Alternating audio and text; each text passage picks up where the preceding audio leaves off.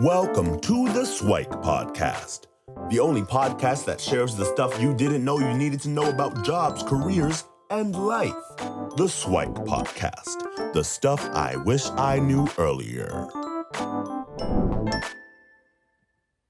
Hi, everyone, and welcome to the SIWIKE Stuff I Wish I Knew Earlier, the podcast. I thought I'd do a bit of a series on some of the SIWIKE tools, so some of the tips and tricks and approaches that have helped me throughout my own personal development journey. So for today's tool, I thought we'd go into choice. Now, it may not seem like a typical tool, but I believe that having the ability to make a choice is really important. And I think J.K. Rowling sums it up best, where she has a quote that says, "It is our choice that show what we truly are, far more than our abilities." Well, that was actually Dumbledore saying it to Harry Potter, but J.K. Rowling definitely penned that. So one of the thoughts are, well, aren't we always choosing? Aren't we always making decisions in our day?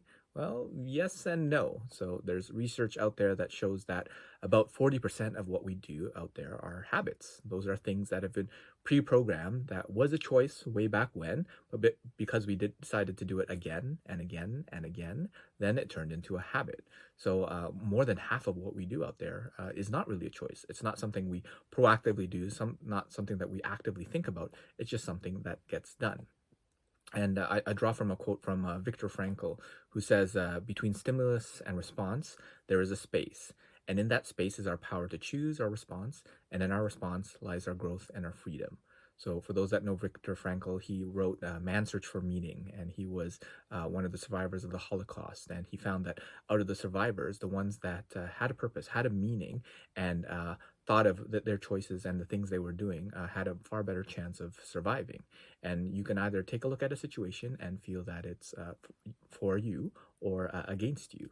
And for those who actually automatically have those feelings of, oh, this is going to be horrible, it's not going to work, it's going to be something negative and not going to be helpful, well, that's probably what's going to propagate throughout your life.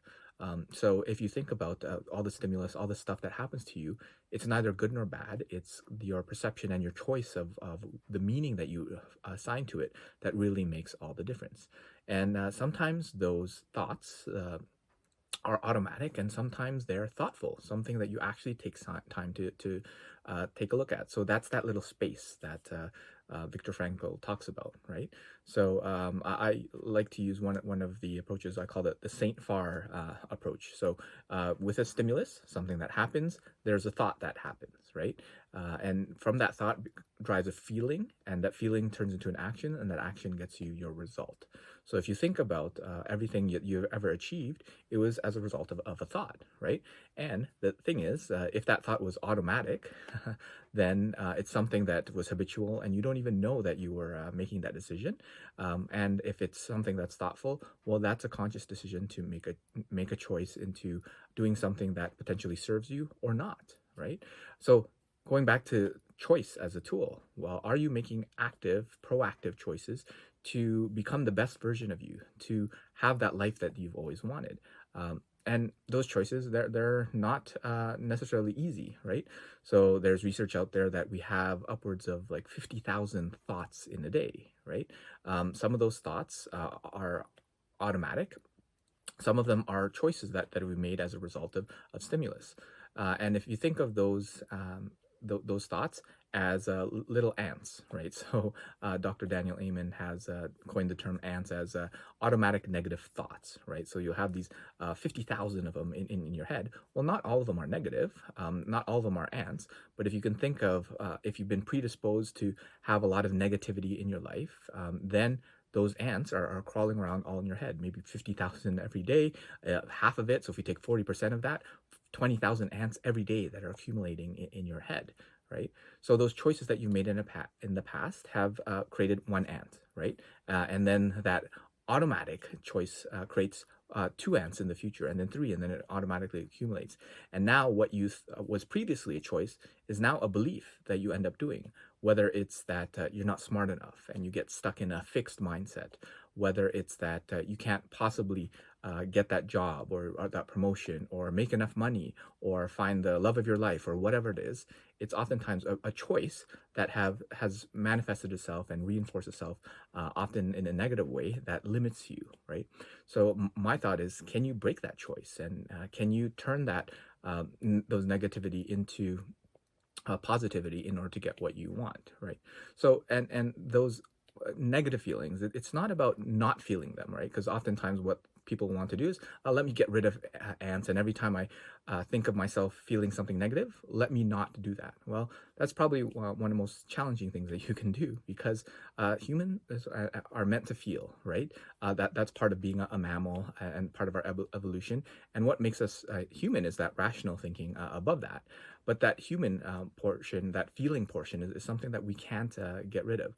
So we want to feel the emotions, because those emotions are information. It's our body telling us something is not right. It's something that needs to be addressed, something that that we need to learn, right? So if you can allow yourself to feel those emotions, right, then you can pretty much do anything. Because if you think about it, what is an emotion? It's a sensation. It's a vibration in your body. It's whether you feel sad, right? What is sad actually? Well, you might feel a little less energy. You might feel maybe like a tightness in your chest. Maybe for some of you, it's like sweaty palms. Maybe it's your face kind of drooping a little bit about that. But that's it. Right? It's just vibrations and sensations in your body, right? And if you allow yourself to actually feel those emotions and address, okay, what do I have to learn from what my body is telling me? It means that, I lost someone that was close to me. So for the next person, I need to cherish them and enjoy every single moment that I have with them. So, did you learn that lesson? Or will you continually feel sad until your body realizes, oh, yes, you really need to cherish the people around you, so that you can appreciate the sentiment of the loss that you have?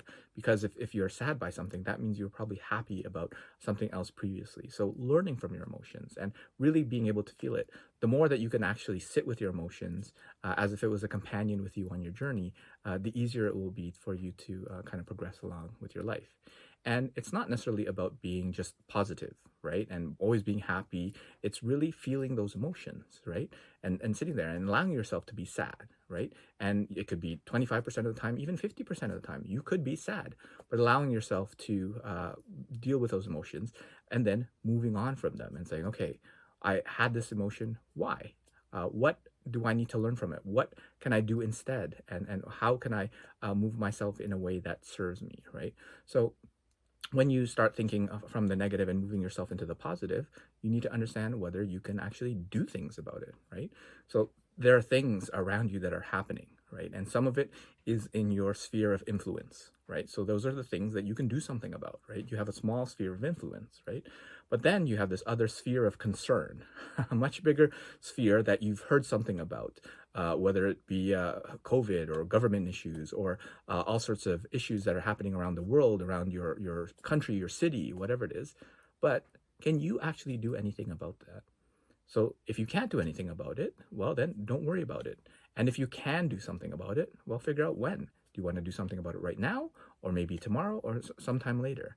Um, but if you can get ready to let go of those things that are outside of your sphere of influence and only of your sphere of concern, oftentimes it's good to know about them. But if you can't do anything about it, why bother? So oftentimes the serenity prayer comes to mind. And whether you're religious or not, it doesn't really matter. But the way the prayer goes, it says, grant me the serenity to accept the things that I can't, the courage to change the things that I can, and the wisdom to know the difference, right? And that's the key part, where oftentimes we're so stressed and we put ourselves in such a bad situation because we are focused on those things of concern, but not necessarily focused on what we can influence, right?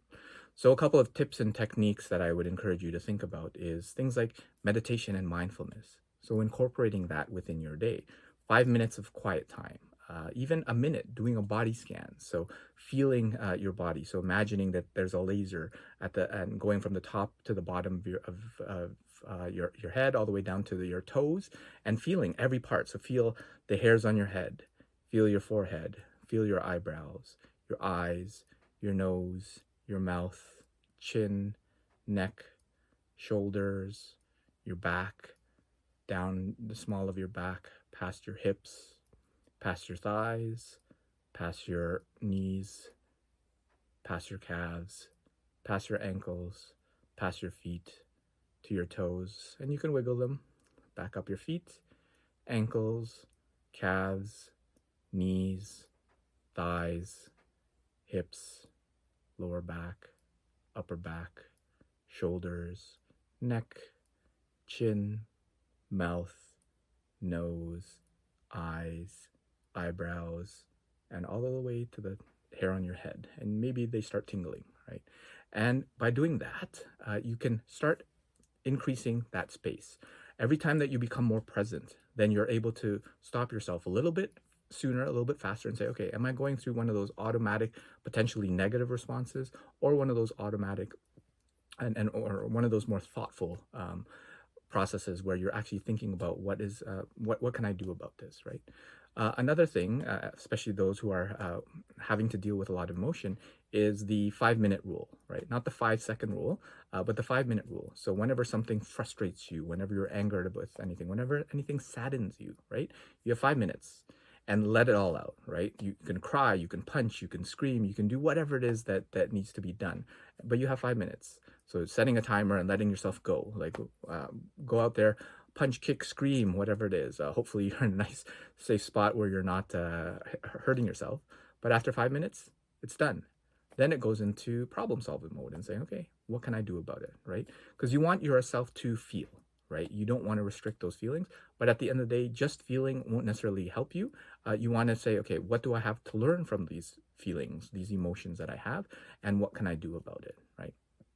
And another exercise, and the last one I'll go through, is reprogramming yourself, right? And thinking of yourself like a computer. So what choices do you want to make? So reflecting on your day, your week, your month, and saying, okay, this is what I had done. So whether it's a negative emotion or a negative choice or something that didn't serve you, and then draw a line. And on the other side, what would you want to do instead?